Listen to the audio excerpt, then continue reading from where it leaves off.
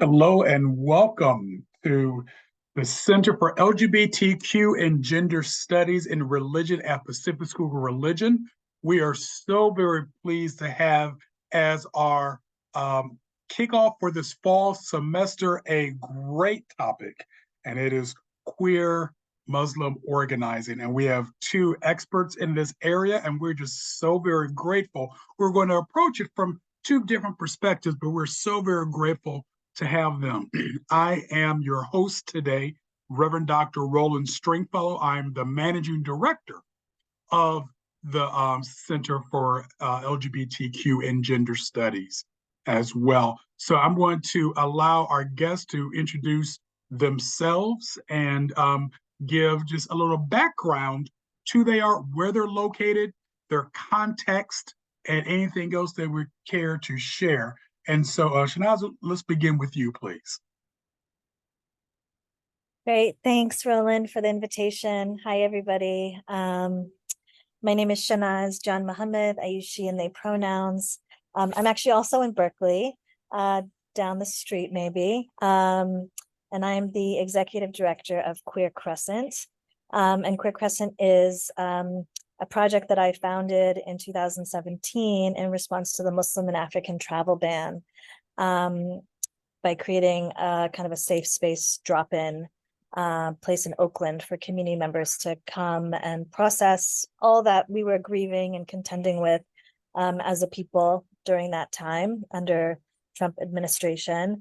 And from that seedling of a drop-in support group, we have grown towards now a national base building LGBTQ Muslim organization with staff in various parts of the country. And our work as Queer Crescent very much is like inspired by and in kind of conversation, and we follow the lead of folks like Ramish at Advocates for Youth and all the work that you've been doing for so long. So really delighted to be here with you, Ramish. I'll kick it to you. And I'm sorry for the background sound. Hopefully that won't last too much longer. Nope, we don't hear anything. It's great. Hey everyone, Assalamu alaikum to any Muslims in the group. My name is Ramish Nadeem. I use he, him, they, them pronouns. And my job title is Program Manager of Muslim and International Youth Advocacy at Advocates for Youth. Advocates for Youth is a reproductive health nonprofit that's been around for decades. And the project I work on, the Muslim Youth Leadership Council, is a group of 15 young Muslims from the ages of 16 to 24 across the country organizing in their communities at like the local, state, and national, and even international level sometimes against Islamophobia, homophobia, gender injustice, immigration injustice, and anti-Blackness in Muslim spaces. And yeah, I'm just really excited to kickstart this conversation and so delighted to have Shenaaz on as well. We've likewise been such admirers of your work and so happy to be in community with you. Ramesh, let me begin with this question about your religious upbringing and how has that informed or enhanced your own identity? Because oftentimes people feel that one's personal identity, meaning their queer identity, has very little to do with their religious identity. But oftentimes, the two can benefit one another. So I was wondering if you could speak to that about your upbringing and how your religious faith helps you in your own sense of who you are. Yeah, of course. So I was raised, for context, as a Sunni Muslim in my community. I was raised in an immigrant Muslim community, and I sort of inherited this like hodgepodge of different Muslim traditions that I, inherited all as one, but over the course of like later years and better understanding was able to disentangle a little bit, understand what different sort of like moments and movements and trends I had been raised with and had internalized. My Muslim identity had always been very core to who I was, particularly as like a Muslim immigrant in the United States. It was always a deep part of my experience, just my experience as a human being, like the way I was making sense of like the natural world, the way I was making sense of like social relationships and other people. All of this was impacted by my Muslim upbringing. And one of the things, one of the virtues that I think it gave to me was the ability to see the world through like centuries of different lenses, right? So I was able to sit down and adopt and think about like, oh, what may it have been like to be like gender expansive in like South Asia a century and a half ago. And having to grapple with that question, I really had to understand the world of like gender, the world of social relationships as really like contextual and based in each individual moment. And that was so empowering to me to be able to say, hey, this gender, this sexuality that I was sort of born into, given, but also sort of socially adopted, right? Like these labels like gay, lesbian, transgender that we have today. These are like constituted in a particular moment. I was born into that particular moment. And I also have agency over how these things work in my life and how I express these identities. And so that was really beautiful to me to be able to like experience my Islam in that same way as well, to be able to understand that my Islam was composed of a diverse set of different traditions, different ways of being Muslim that stretched across continents and across centuries. The same thing was true for my queerness. The same thing was true for my gender. And yeah, I was just really, really appreciative to have both of those lenses on both my sexuality and my faith. Both always felt very naturally a part of me, both always felt very sacred to me.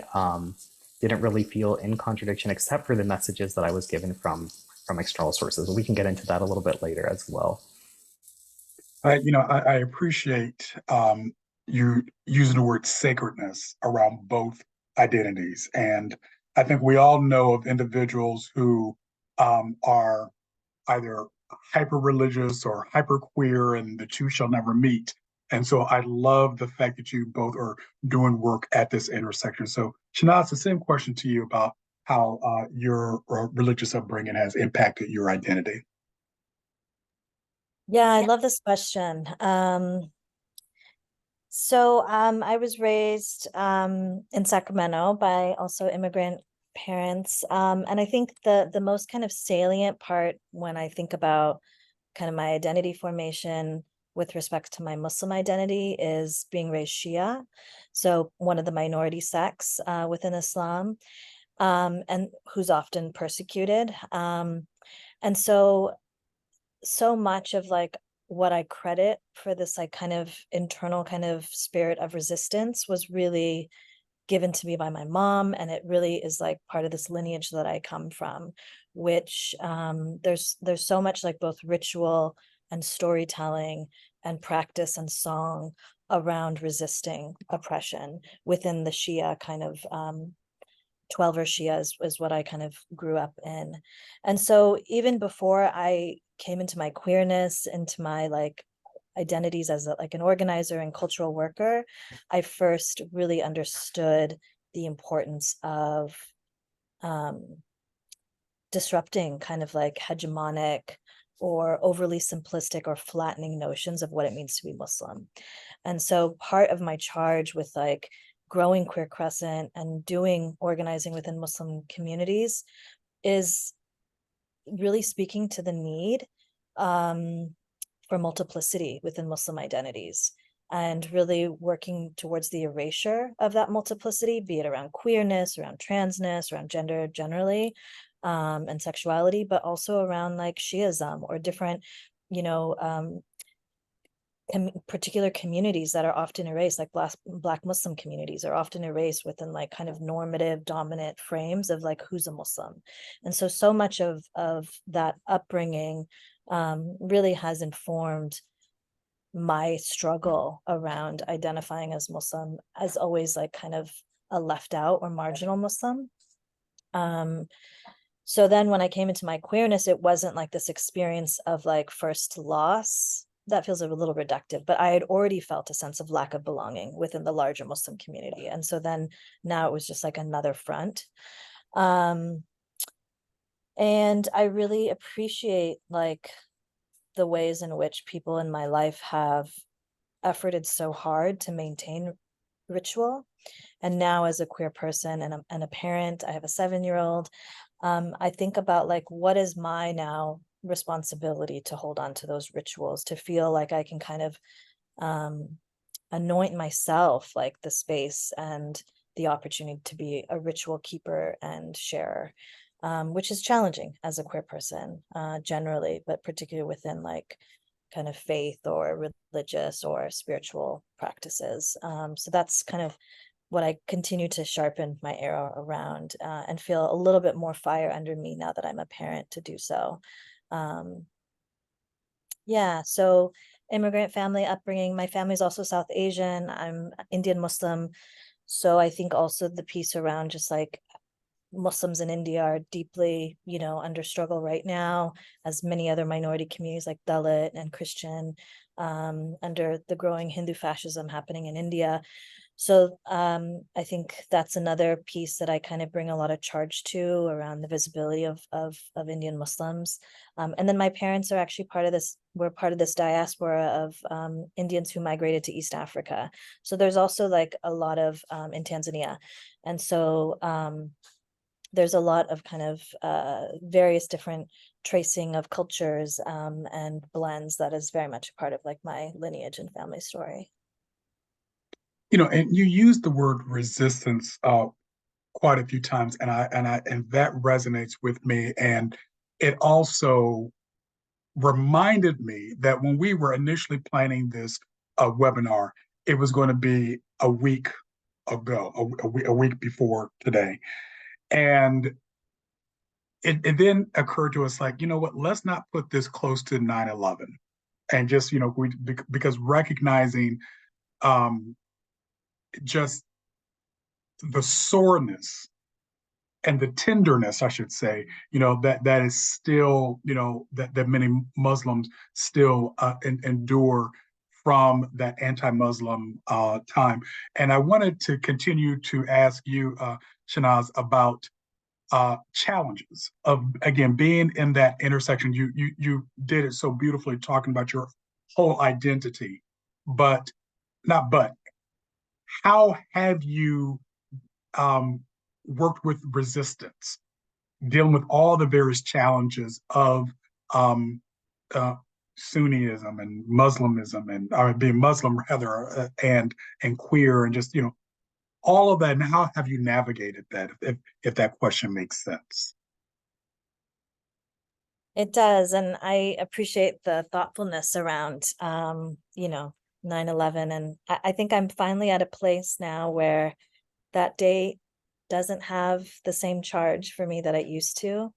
And it was a really important and challenging time for many reasons, but it was also a very important time in terms of my own political development. And I think like the one word that comes up, Roland, when you ask that question is solidarity. Mm. And I think that, it's through solidarity and not kind of participating in this idea that like is anti-Muslim racism or Islamophobia sits on its own, but it's rather like built upon the legacy of like anti-Blackness, for example, and other forms of racism that actually function, and it's intersected within.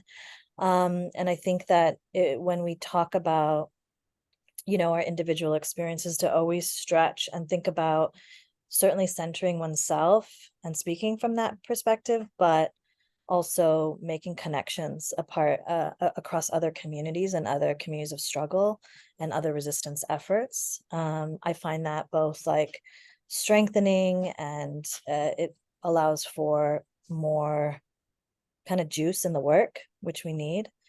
And we simply need each other, and so how we show up for others is a direct kind of link to how folks will show up for you. And so I think really thinking about solidarity and building communities of solidarity is like the only way through.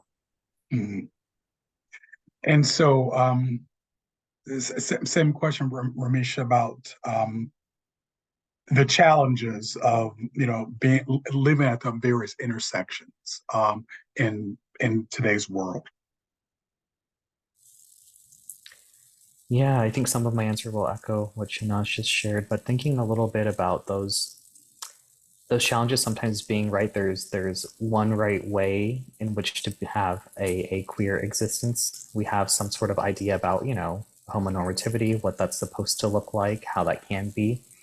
And then similarly for Muslim identities, right? We have one idea of what it may mean to be Muslim, what that should look like, how people should experience that.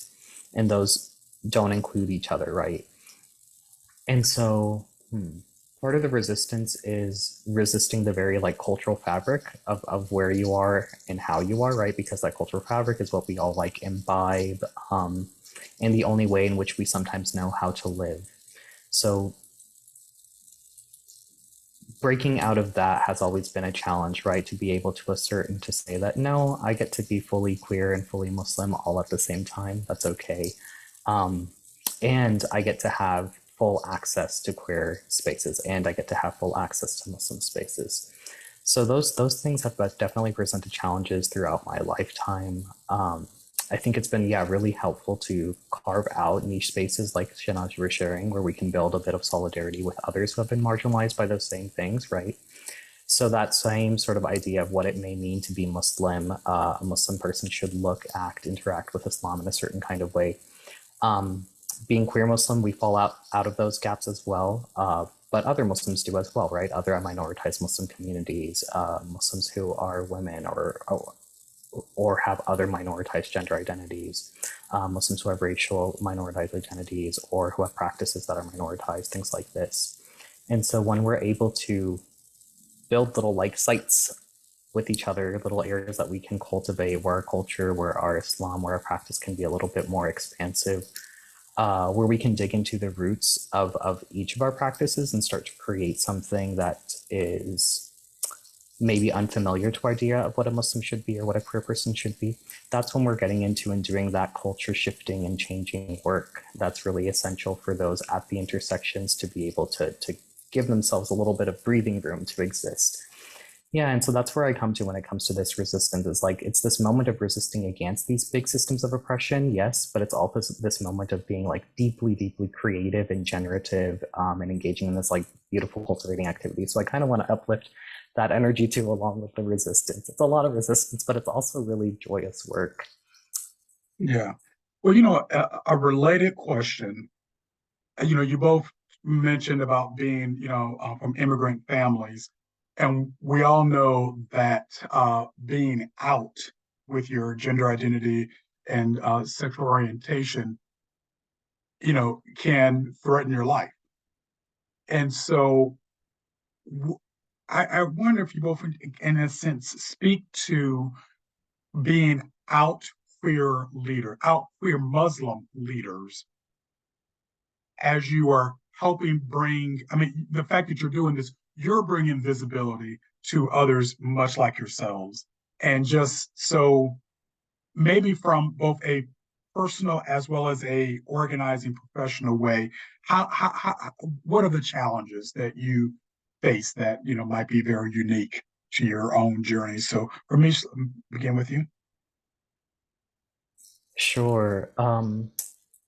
What first came to mind when you shared that question is one of the ways in which I'm navigating that currently, right? So one of the things I'm thinking about is, how does my organizing work potentially like impact me in terms of limiting my access to spaces, right? So I get to be an organizer, I get to do all this like wonderful stuff. But there are also, times where I'm visiting my parents at home and I just want to be able to pray at the Jummah Masjid in peace without, having that come back to impact me in any way. And I realize that's something that like we all deserve access and should be able to do. I also realize it's something that I'm better able to do in terms of like blending in or not having all of my identities being worn sort of on my skin or being immediately present in a situation. And so I think, being out isn't like always a binary choice. It's something that's happening in like a continuous way, right? So sometimes I'm disclosing my sexuality in like a smaller group space in a masjid that I'm traveling through, like, that I won't have any other interaction with later on. Other times, coming out is like a repeated process, right? So with my parents, the way that in which like gender and sexuality work in a South Asian context is very different. The ways in which like gender and sexuality become like a core part of identity for us today is different. Not saying that one is more like virtuous than the other, or one makes more sense than the other. These are just different ways of like organizing gender, sexuality, and some of the identities that we have. And so that may mean that like coming out isn't something that, yeah, it's something that I've had to do repeatedly with my parents to say, no, this is like an actual identity that I'm still holding on to. It wasn't a phase I went through as like a teenager. It's not just some sexual activity that I may like engage with that isn't a part of my fundamental identity, my politics, my religion, all this other stuff. And so coming out becomes this like repeated thing that happens, almost like a negotiated thing. And then I think about coming out with respect to like extended family and safety and access there, right? I want to be able to access and be able to continue to meet with my grandparents in Pakistan. I want to be able to travel there freely without having to worry about being like questioned or disappeared like other political organizers and activists have. And so does that mean that like my work bio, my online presence comes down for a couple months while I'm traveling? Sometimes, yeah, it does, because I really, really want to have that access. And there are moments where I feel guilty about it, right? There is this immense amount of like privilege that I do have in my ability to be out and to continue to live a reasonably materially safe life. And there are times where I make the decision to like put myself at further risk or further vulnerability and cut off access to spaces that I might otherwise have access to or resources I might otherwise have access to, or even like more painful things like friends, family, etc. But in doing that and in making that like very political choice, it's about, like you were saying, to share that visibility, to share with other like queer, trans young Muslims, as well as with Muslims of all sorts of other minoritized identities, that it's totally okay and we still get to have access to this space. And it's also to send up a bit of a beacon and say, hey, I'm over here, I'm out and I'm organizing and I'm over here. And if you're kicked out too, you can come over here and we're up to some fun stuff together. So it's that too. So those are some of the like, you know, fraught things that come up with respect to being out, being not out, and then navigating that like contextually in each individual moment.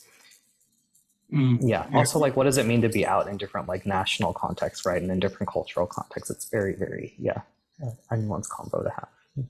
You know, and listening to you and the need to simply go home to be with grandparents. I mean, you know, that's something that so many people just take for granted. And I appreciate how the context in which you put it is like, yes, can be life threatening. So let me hear all the things that I need to do, you know, in this moment. So I guess I just wanted to just reflect to say there's no shame in that, you know, and because your grandparents want to see you, and and it would be and we need your voice and your work in the world. So I'm just grateful that you do what you need to do to stay safe and keep on keeping on. So Shenaaz, same question, just about the whole intersection of being out and what you need to do to stay safe as well.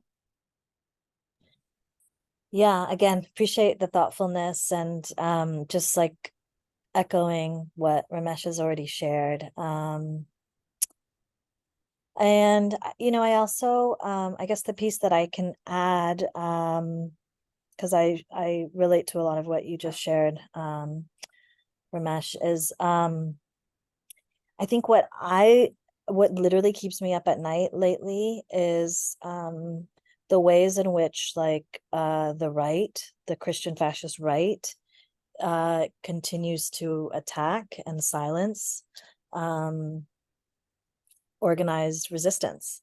And so Queer Crescent has been doxxed, and you know, we've been online, you know, our website was like pulled down, and soon after I supported organizers in Dearborn facing LGBTQ book bans, I wrote an op-ed, and then, you know, if you follow it too closely, like people are really vile in like their DMs and their messages. And so it's finding ways to balance like the very real anxiety of, you know, and I'm not even that public facing. And so it's like finding ways to balance and mitigate risk, you know, so thinking about security in like real thoughtful ways with like digital security folks, thinking about my family, my parents, my kid, and trying to find my path within like feeling overexposed and paranoid versus like grounded reality of these times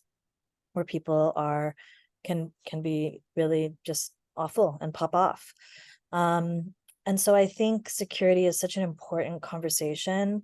I think I'm trying to, me and my team at Queer Crescent, we really think about security in terms of our trans team members traveling. How do we shore up support and like just normalize certain practices so it's not on the one trans staff member to kind of make those requests or say the thing or ask for like a companion to support their travel, their air travel, for example. But how do we just create practices that really embody the care that is reproducing the violence which our organizations exist to begin with? And so things like, you know, when we do meet, how do we kind of have protocols and practices that signal the care that we know we need to allow people to bring a travel companion, to consider ways to keep us more safe when we're traveling, to be in deliberate community and conversation around what helps people feel safer inside of these conditions. So I think it's like both tending to the heart and then getting actually like developing concrete skills, and following the lead of people who think about security in these changing times, and trying to sleep through those sleepless nights instead of just stare at the ceiling, you know, like finding the balance of like holding the weight, and the gravity of how scary these times are with like that sense of purpose and purposefulness in this work, is like constantly, I think, the balance that I try to strike. So Shenaaz, I want to stay with you. Same question, but let me flip it and not talk about challenge, but joy, and particularly being a mom and just the joys of being who you are, in a sense, sharing that light with your child. And Ramish, I don't know if you're a dad or not, if you want to answer that, but as I was listening to you, the hope still came through your response, and then that made me think about your child. So if you could speak to the joy of being who you are and bringing all of that at light to encourage your child. I love this. Yeah, thank you. And Ramesh, I'm sure, just to bring the queerness, I'm sure you're a daddy to a lot of folks. I've heard people talk about how much you really cultivate so much leadership. We can take the daddy in many ways. But yeah, I think that oh, my Iman is my daughter's name. Her name means faith in Arabic, and I'm very clear that we go back. It's very kind of like we're in a dance of who's teaching who. And she's just, I think it is complete joy. It is stretching. I think as a queer person, it also is like such a practice of imagination. I mean, from the outset, like calling in and deciding to be a parent is such a practice of imagination and material resources and efforting. But I think in particular, like for me as a Muslim queer parent, it's such a place and a site to be. And I have more questions than answers. Like, what stories do I want to tell? It's a lot of grief, realizing like the straight keeping that is constantly up against, like, I don't know that Iman's actually been to a masjid or a mosque, and I haven't been to a mosque in a long time. What's a mosque that I would feel good about taking her to? What's a mosque I feel comfortable going to? How do I share Ramzan or Ramadan programming in ways that don't feel kind of reductive or capitalist, that are just about like, you get gifts?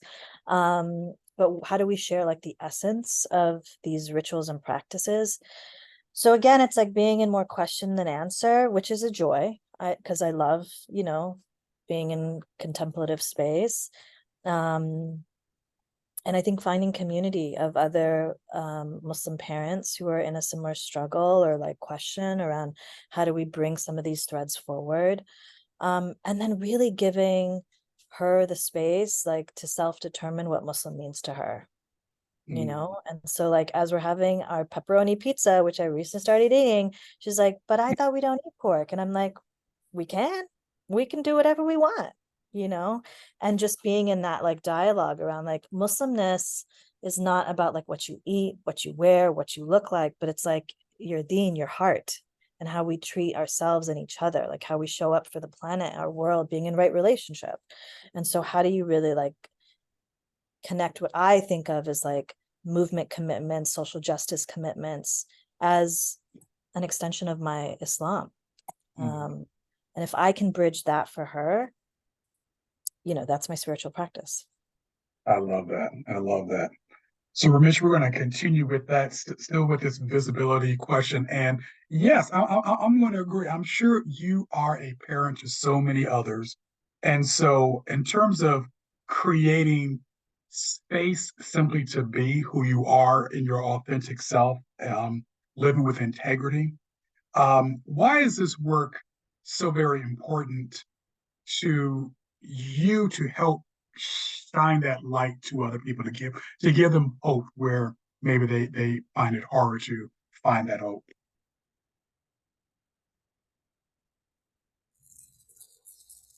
Yeah, that's the question that keeps me up. Um, I think part of it is just the recognition that they deserve to have that space, just that they deserve to be able to figure it out on their own terms, with their own resources, wherever and however they can. Um, and being adamant that they have that right, the right to that spaciousness to figure out their own identity and to live their own lives in truth, and to have access to that Muslim identity, however that shows up for them. One of the places where I find like just deep grounding around these questions of like futurity of my communities, what they're going to turn into, how we're going to continue to resist these forces of like capitalism, aspiring to whiteness, all these awful things that are taking place, is to look back and think about like, or and to not just think about, but to like actively collect and have these like really lovely conversations with family and with ancestors about the ways in which like we already did that resistance work for so many decades and centuries, right? So for example, the ways in which my parents continued like, not, oh sorry, not my parents, my ancestors broadly continued Sufi practices that we held on to despite a lot of pressure to let go of those practices, or to or ways in which these practices were pushed out, systematically pushed out of the practice of Islam in my family and my community over the course of like decades of a nation state coming into being, all these other pressures taking place. I also think about like the radical sort of trust in the world that some of these ancestors had when they would go out on things like the Hajj pilgrimage and say, hey, we're going to leave. We're going to go to Hajj maybe 5, 6, 7 months from now. We're just getting on a boat going across the world. We may or may not be back. We may or may not have enough resource to actually get us there. But we feel this commitment in our heart. We feel this obligation. And more than that, we feel this sort of like broad trust in the world to be able to hold us and to nurture us and to care for us. And I hear their stories of that year that they have spent like going out on Hajj pilgrimage, navigating these like ships and journeys and encounters with other community and running out of resources, and then finding fellow travelers around the way, joining up with this like caravan of people or that. And I find just so much like grounding in that to be able to think back and say, hey, there was this world that was so much less materially secure, in such radical change. The practice of Islam was changing decade by decade. There's so many external forces, and yet they were still able to hold on to some of these core practices and beliefs, and not just hold on to, but and endow their children and those coming after them with that same like hope as well. And so that's what I try to reflect on when I'm sitting, you know, with the challenges that I'm sitting with, is that like I'm that those questions have been asked before, they've been struggled with and wrestled with, and they've been answered in some kind of way. And part of my obligation is not to pass on a whole entire tradition, but just to signal to people that there was a whole entire tradition there, and there is something there for them to look into and to take a peek at. Yeah, and so that's sort of where my mind goes right now when I think about like futurity of the Muslim community, when I talk to like all the young, you know, Muslims that I interact with and work with, and who are wanting a little bit of that home, that grounding, that feeling of settledness. And yeah, sometimes comes to me wanting that feeling of settledness as well. And honey, I'm not settled, so I do my best. Well, Ramesh, let me stay with you. Can you now describe your work and those who you advocate for, and just, and just what does your organizing entail? Yeah, for us, it's always advocating with, right? So, how are we thinking about the ways in which we have access to spaces, whether those are spaces of like legislative decision making in terms of like what the reproductive justice agenda is for the next 5 or 10 years going forward, or what like the LGBTQ mainstream sort of agenda is for the next 5 to 10 years going forward, um, and ensure that those who are at the intersections of multiple marginalized identities are at the front and center of that conversation taking place as best as we can. And so sometimes that means like, young queer and trans Muslims going to like Capitol Hill and doing legislative advocacy there and saying, hey, we exist too, our issues matter too, and the ways in which you're thinking about LGBTQ health or reproductive health or Title IX policies don't include Muslims or actively are hostile towards Muslims in this way. Other ways in which we think about that organizing is to really ensure that like the agenda that we have, the policies that we're enacting, the ways in which we're envisioning the world in the next like 5 to 10 years is truly led by young people and the obstacles that they're actually encountering on the ground. So the question I have for like all the young people that I organize with is like, in what way, if you get your campaign win, if at the end of this year, 2 years, 3 years, we win whatever we want to win, will it make a material impact on people's lives? Will it actively improve your community? And will it remind people of the power that they inherently hold and have? And so those are two of the questions that continue to like guide all of my organizing work, is winning that actual material change, not falling into this trap of just doing things that are a little bit more like performative or look really good or look like a wonderful win, and we can report it to grant writing agencies and posted all about it on social media and it looks beautiful, but what is it actually winning material change for people and for actual people?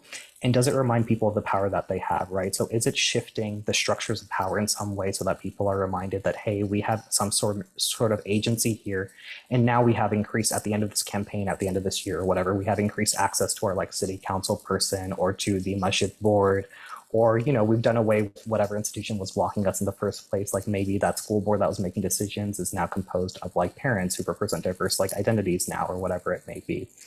So yeah, those are some of the questions that I come to all of my organizing work with. And in terms of who we're advocating for, anyone who's not still at the table. Literally every year we look around and we're like, who is here? Who isn't able to be here? Why are they not able to be here? How can we get them here? And in the meantime, how are we advocating with them as robustly as possible? Thank you for that. Thank you. Shenaaz, same question about, in a sense, describe your work and those who you advocate for.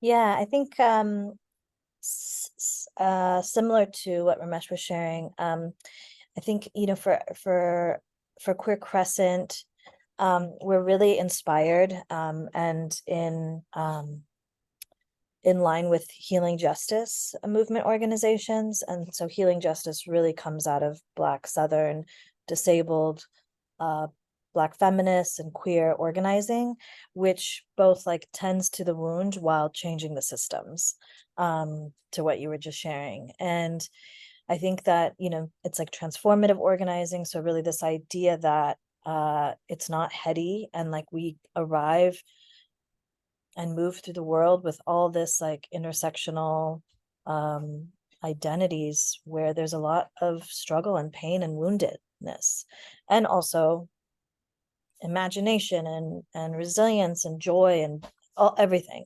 But I think with healing justice and transformative organizing, it doesn't require us to leave our wholeness aside to do the work. It invites it really, and so Queer Crescent is really about inviting that sense of wholeness. And I think as we're growing our organization right now, we've been really trying to tend to creating and having consistent healing spaces for folks to come together, meet with other folks in different parts of the country, and be a witness and witness others. And I think there's something very healing and empowering and resourcing in seeing that shared experience, and being able to connect with other folks to I think it mitigates all the ways in which oppression can feel very personal. It mitigates that internalization when you see like this is a shared struggle. Other people can relate to me and I can relate to them. And so our seedling of Queer Crescent is always committing to healing spaces. And I think to Ramesh's point, it's like, and what are we doing to chip away at the system that again, like reproduces the need for those healing spaces?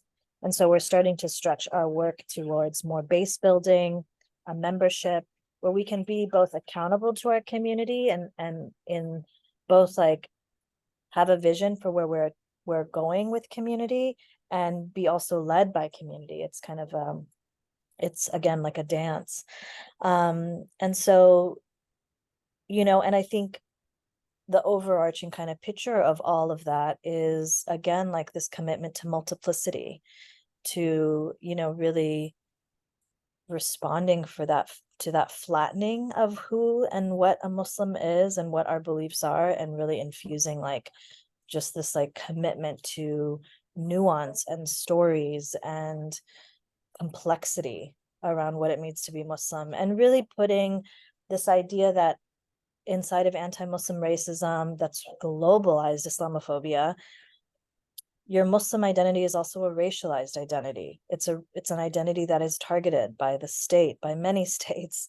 It's a criminalized identity. And so how do we come into that identity also from a place of like passion to change those conditions, to make links to other people and other communities that are struggling under similar conditions, and yeah, and to shift the culture, you know. And I think it can be challenging as a queer Muslim organization because there is such a appetite for kind of what's called pinkwashing, like this notion of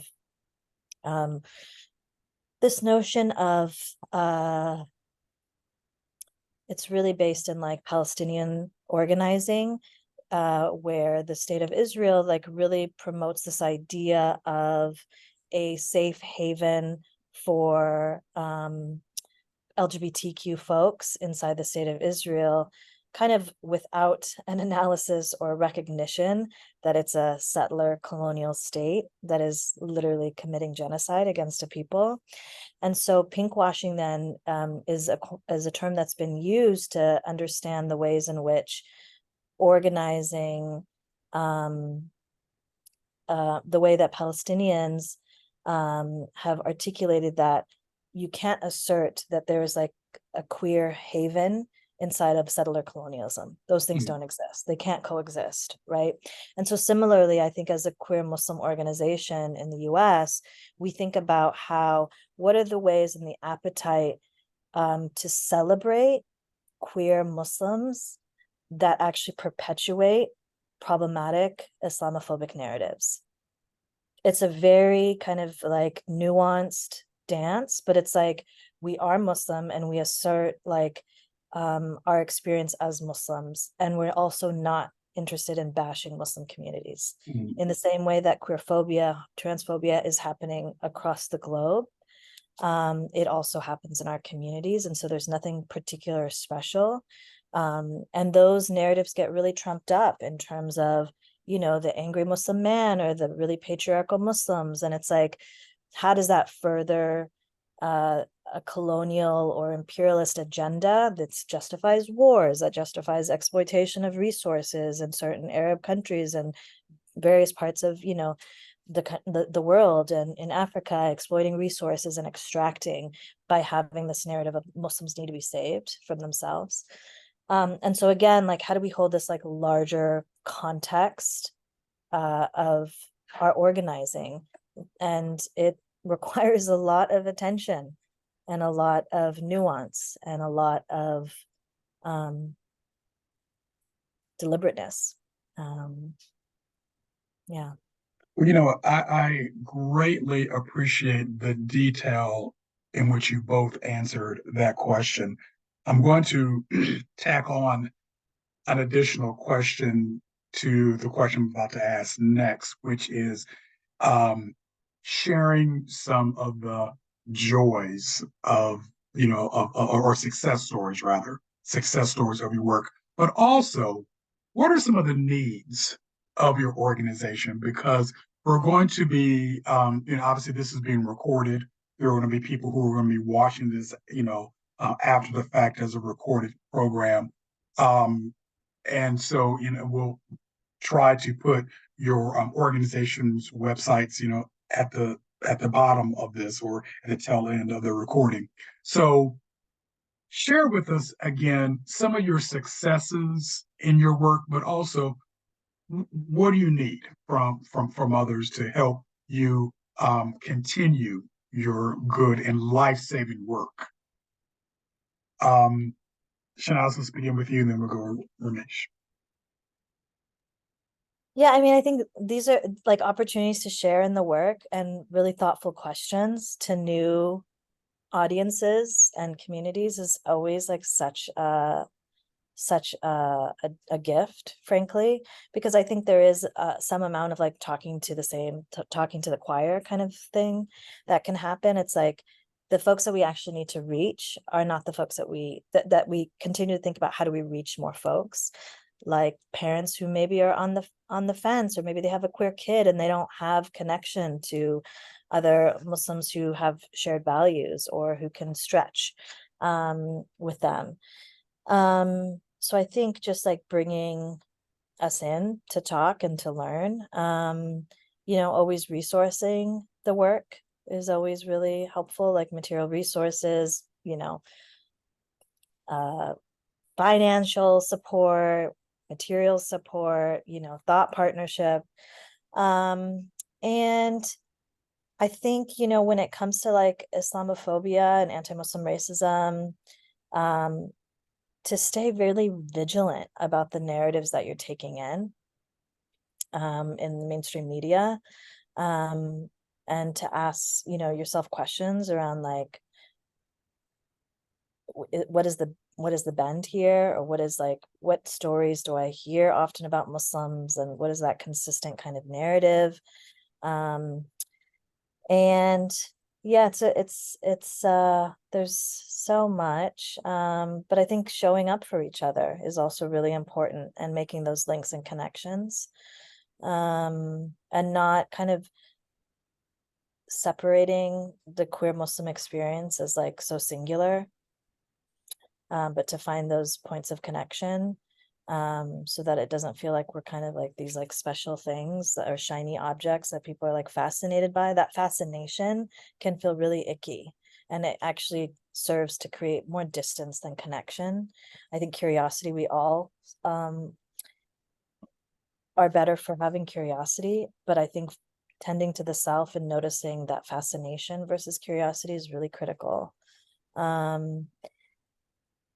Yeah, and I think for like faith and religious leaders, lovingly and deliberately and consistently pushing each other towards more equity and inclusion and support, and not assuming that Muslim communities can't show up for that.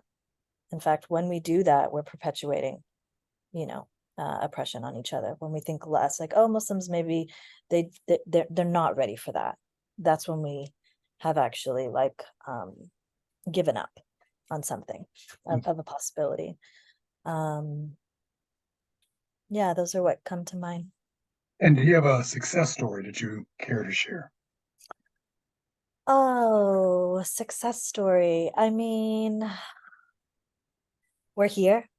We're alive, we're thriving, we're connecting, we're having a really generative conversation. And much gratitude to all the beings that make that so, in the land. Despite the air quality, we're still here. And we're keeping on. Wonderful. Ramish, question, needs of your organization and success story or stories.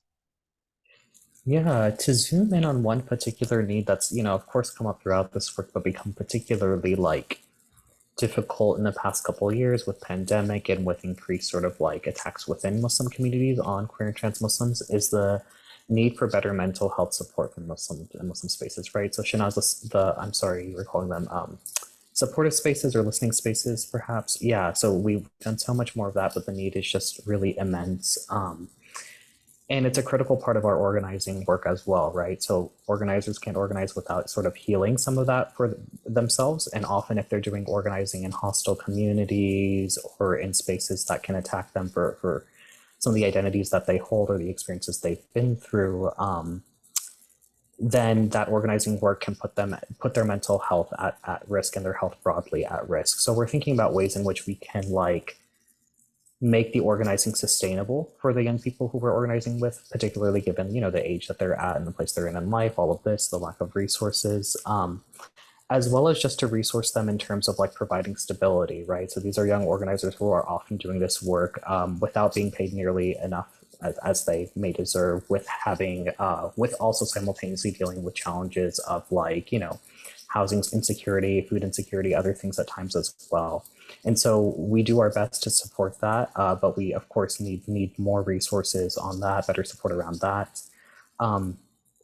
As well as, you know, once we get some of those material needs met, then we can give ourselves a bit more of the spaciousness that's needed to like really robustly think about, okay, what are, now that we've dealt with the mental health crisis, what are the long-term things that we need ongoing in our community to make this organizing stable and sustainable?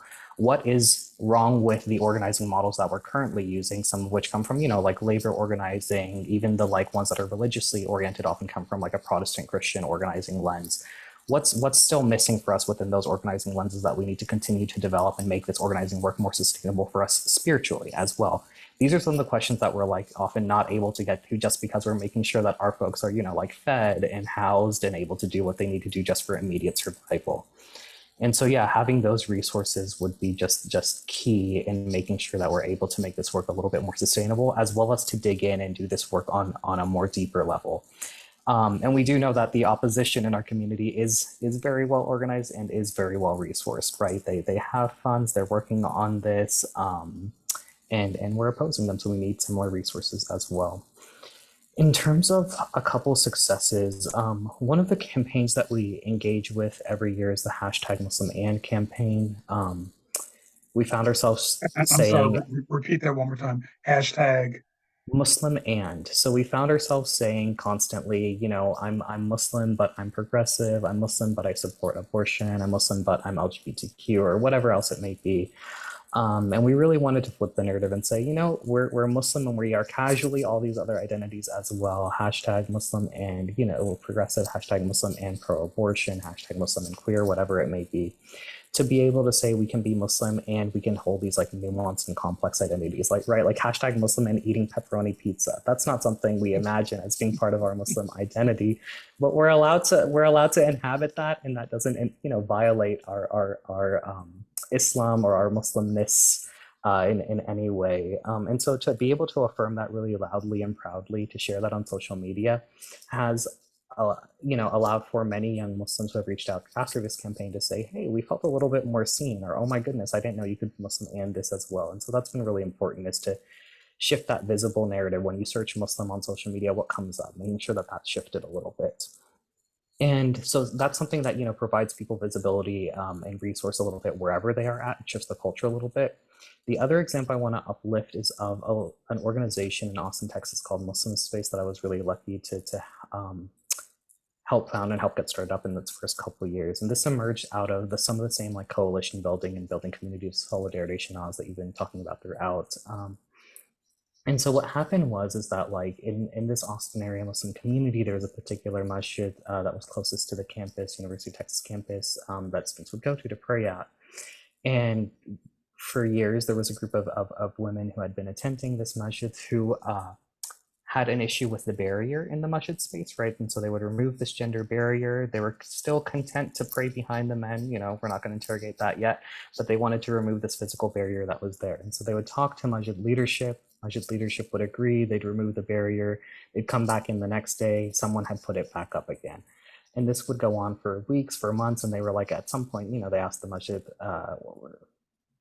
leadership and organization to sort of put up a sign or to remove the barrier permanently, and the masjid wasn't able to do that as well. And so there's this years of this dynamic of just back and forth with the barrier going up, coming down, going up, coming down, and no actual like commitment on the side of like, you know, justice and access for the people who are most marginalized in the room or in this space. That's a very common story. It's happening at, you know, every masjid across the country practically. It's something that we're all resisting. The point where it gets really interesting though is that that group of Muslim women, after a certain point, these conversations sort of organically emerged in terms of like, what is the kind of like Islam that we envision for ourselves living in the United States in the context that we are living in? Why is it that we can go about in like mixed gender spaces or abiding by other different like social cultural norms when we're at the grocery store, when we're in our communities, when we're in the workplaces? But then we enter this masjid space and we have to become like second-class citizens in this kind of way. And so that was a conversation that I walked sort of into as a queer Muslim, also wanting access to these spaces and wanting them to be a little bit more gender inclusive. And so within this group of Muslim women, there were several folks who were, you know, fairly normative Muslims, some more conservative, some more progressive, but all with like a vague sort of veneer, not all, sorry, many with a vague sort of veneer of like a default homophobia or an assumption, again, the Islamophobic assumption that Islam may be homophobic or maybe transphobic by default. Something that even, you know, we counter within our Muslim communities. And so it was only this like fight to make the space a little bit more accessible for all people, for this group of Muslim women, as well as for queer and trans Muslims in the community, that we were able to come together and start to build that, right? And we did have like, you know, conflicts in this organizing group that we had. There were issues in terms of like whose needs are being prioritized when and how, who is continuing to be pushed out even as we're creating more inclusive spaces. But over years of that sort of organizing work, that slow work of building community, of eating with each other, eating with our homophobic or transphobic neighbors sometimes, breaking bread with them, and of slowly building with them, right? Understanding where they are very particularly in their community, who are their parents, who are their kids, what are they worried about when they go home, right? What are their sort of other material like concerns or other concerns in life? But being able to develop that true individual community located relationship with people who I may even disagree with, you know, on a political or otherwise and another organizing moment level, allowed us then to, over the course of the years, build an institution that's like truly inclusive, truly resilient, and truly sort of like sustainable in the sense that like leadership is rotating every few years. People are actively like stepping up and stepping back. The space is continuing to grow and the demand for it is there. They're having really difficult conversations with like Muslim allies, as well as people who are otherwise, you know, not our allies in this space in terms of the fight against like homophobia or transphobia. They're reading like Scott Kugel's Homosexuality and Islam in this space as well. And so I'm just really proud of the way in which that like that initial moment of just like moving the barrier back and forth was something that alienated only one particular group, but it was through building those like networks, those deeper relationships, and building that solidarity over the course of years that we were able to, you know, emerge with an active, with a viable, with a sort of long-term sustainable, inshallah, Muslim space that's truly inclusive in the Yasin area.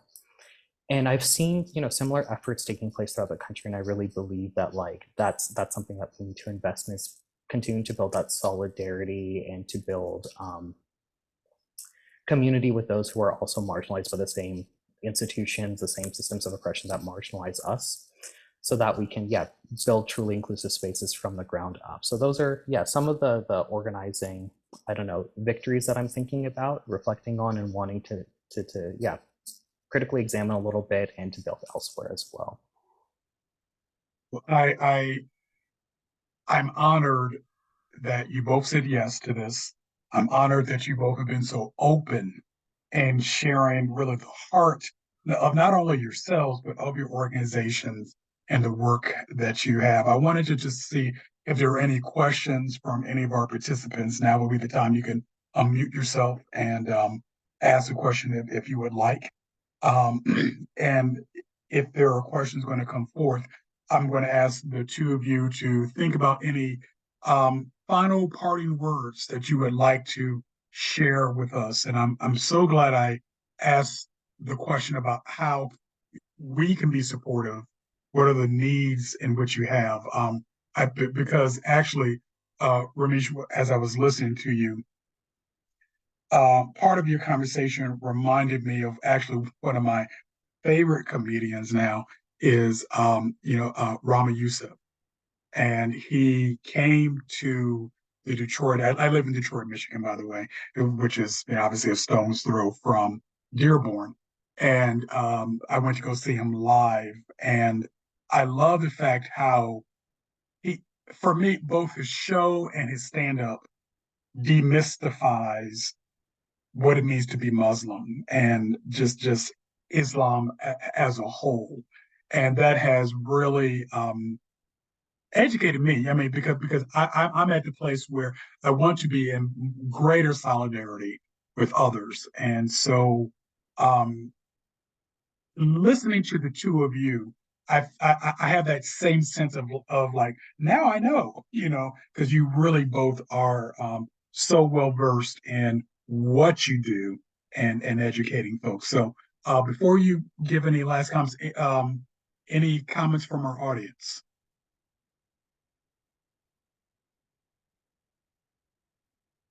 Go ahead, yeah, Maurice. Yes, just a real quick thank you to both of you. I am a student at Pacific School of Religion, and so it's wonderful to hear both of you. And also, again, I will echo thank you for sharing as openly as you did about your personal experiences. I think that Brother Stringfellow has really kind of asked my questions in your questions, and so I would only ask that any other information as far as links to work that you are doing, links to other allies that are also doing good work could be provided so that not only myself, but those who may listen to this later can have other ways to go ahead and engage and do our own research and our own work to be better allies and to be in better solidarity. So I just simply say thank you, and the more you can provide, and you've got two new ears here that are actively looking to be able to support the work that you're doing. So blessings to you both. Thank you for that. Thank you for that. Yeah, if there is anything you would like to put into the chat, and we'll make sure that the chat transcript gets included as well, and we can, like I said, put any in addition to your own website in that as well. But Shenaaz, let's begin with you and any parting words that you might have.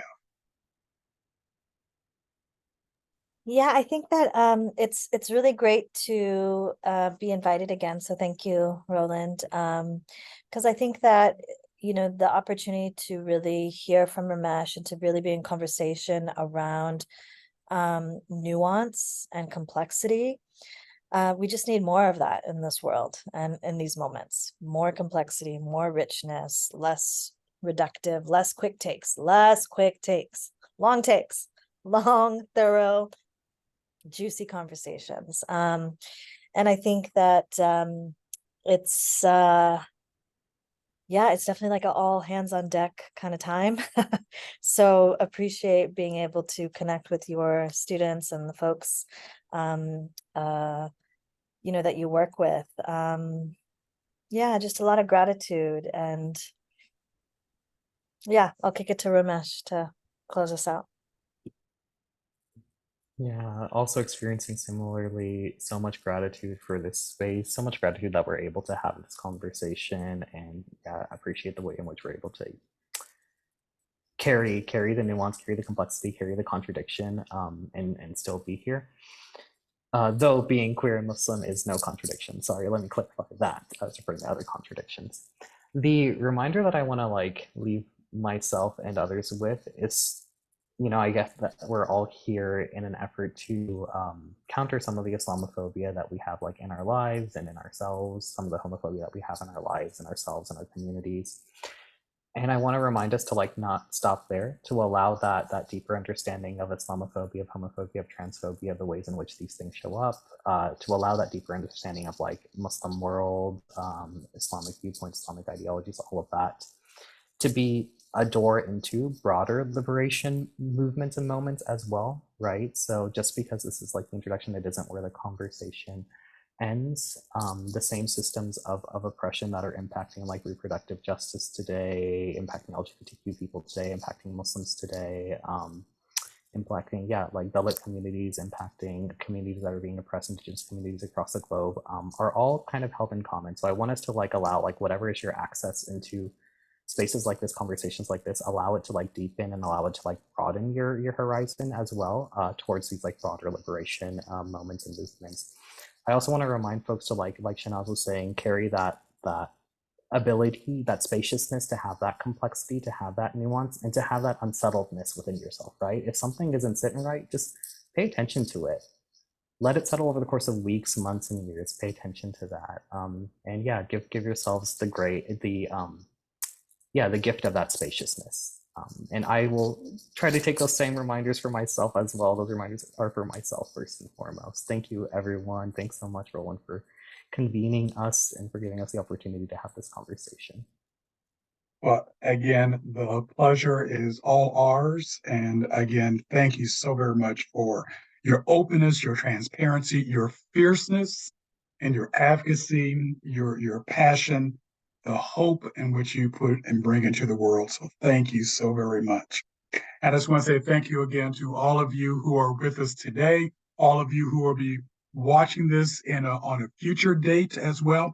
Please keep up with us at clgs.org for other upcoming programs. Like I said, this is the first of the semester, and we have quite a few from our various roundtables that are coming up.